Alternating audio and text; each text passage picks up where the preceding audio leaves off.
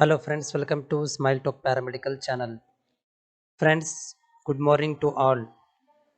ಈ ವಿಡಿಯೋದಲ್ಲಿ ಇನ್ನುವರೆಗೆ ಕೂಡ 2ನೇ ವರ್ಷದ ರಿಸಲ್ಟ್ಸ್ ಯಾಕೆ ಬಂದಿಲ್ಲ ಅನ್ನೋದನ್ನು ಕೂಡ ಒಂದು ಕಾರಣವನ್ನು ಹುಡುಕಿದಾಗ ನಿನ್ನೆ ಈವ್ನಿಂಗಲ್ಲಿ ಒಂದಷ್ಟು ಜಿಲ್ಲೆಗಳ ಕಾಲೇಜುಗಳಲ್ಲಿ ವಿದ್ಯಾರ್ಥಿಗಳ ರಿಸಲ್ಟ್ ಆಬ್ಸೆಂಟ್ ಅಂತ ಬಂದಿದೆ, ಪ್ಲಸ್ ಡಬ್ಲ್ಯೂ ಅಂತ ತೋರಿಸ್ತಾ ಇದೆ ಫಸ್ಟ್ ಇಯರ್ ವಿದ್ಯಾರ್ಥಿಗಳ ರಿಸಲ್ಟಲ್ಲಿ.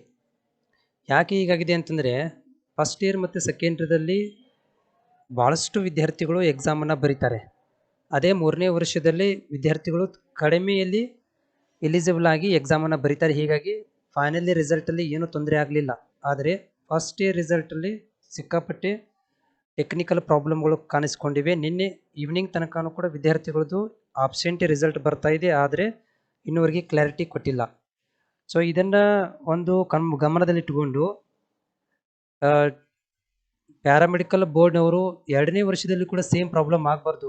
ಇನ್ ಕೇಸ್ ಆಫ್ ನಿಮ್ಮದೇ ಯಾರ್ದೋ ಒಬ್ಬರದು ಆಬ್ಸೆಂಟ್ ಅಂತ ಬಂದರೆ ಟೆನ್ಷನ್ ಸ್ಟಾರ್ಟ್ ಆಗಿಬಿಡುತ್ತೆ. ಇದೆಲ್ಲವನ್ನು ಕೂಡ ಗಮನದಲ್ಲಿಟ್ಟುಕೊಂಡು ಆ ಒಂದು ಏನು 1ನೇ ವರ್ಷದಲ್ಲಿ ಏನು ಪ್ರಾಬ್ಲಮ್ ಆಗಿದೆಯಲ್ಲ, ಅದನ್ನು ಸೆಕೆಂಡ್ ಇಯರ್ಗೂ ಕೂಡ ಮುಂದುವರಿಬಾರ್ದು, ಅದನ್ನು ಕ್ಲಾರಿಟಿ ಮಾಡಬೇಕು ಅನ್ನೋ ಒಂದು ದೃಷ್ಟಿಯಲ್ಲಿ ಈ ಒಂದು ಟೆಕ್ನಿಕಲ್ ಪ್ರಾಬ್ಲಮ್ ಸಾಲ್ವ್ ಮಾಡೋ ತನಕನೂ ರಿಸಲ್ಟನ್ನು ಬಿಡಲಾಗ್ತಿಲ್ಲ ಅಂತ ಒಂದು ವಲಯದಲ್ಲಿ ಕೇಳಿ ಬರ್ತಾ ಇದೆ. ಅದನ್ನು ಕ್ಲಾರಿಟಿ ಮಾಡೋ ತನಕನೂ ಬಿಡುವುದಿಲ್ಲ ಅನ್ನೋದು ಕೂಡ ಕೇಳಿ ಬರ್ತಾ ಇದೆ.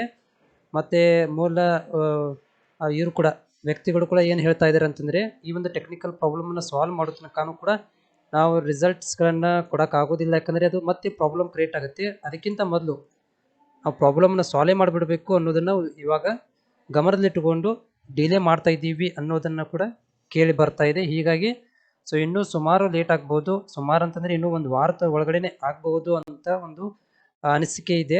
ಅಲ್ಲಿ ತನಕ ನಾವು ಕಾಯಬೇಕಾಗತ್ತೆ, ಒಂದು ವಾರ ತನಕನೂ. ಎಲ್ಲಿ ತನಕ ಅಂದರೆ ನಿಮ್ದು ಆಬ್ಸೆಂಟ್ ಏನು ಒಂದು ಟೆಕ್ನಿಕಲ್ ಪ್ರಾಬ್ಲಮ್ ಆಗಿದೆ, ಆಬ್ಸೆಂಟು ಡಬ್ಲ್ಯೂ, ಇದು 2ನೇ ವರ್ಷ ವಿದ್ಯಾರ್ಥಿಗಳು ಕೂಡ ಆಗಿದೆ ಅಂತೆ. ಆದರೆ ರಿಸಲ್ಟ್ ಬಿಟ್ಟಿದ್ರೆ ಗೊತ್ತಾಗ್ತಿತ್ತು, ಅದು ಬಿಟ್ಟಿಲ್ಲ. ಬಿಡೋಕ್ಕಿಂತ ಮೊದಲೇ ಏನು ಮಾಡ್ತಾ ಇದ್ದಾರೆ ಅಂದರೆ ಕ್ಲಾರಿಟಿಯನ್ನು ಮಾಡಿಕೊಂಡು ಆಮೇಲೆ ರಿಸಲ್ಟನ್ನು ಬಿಡಬೇಕಂತ ಡಿಸೈಡ್ ಮಾಡಿದ್ದಾರೆ ಅನಿಸುತ್ತೆ ಬೋರ್ಡ್ನವರು.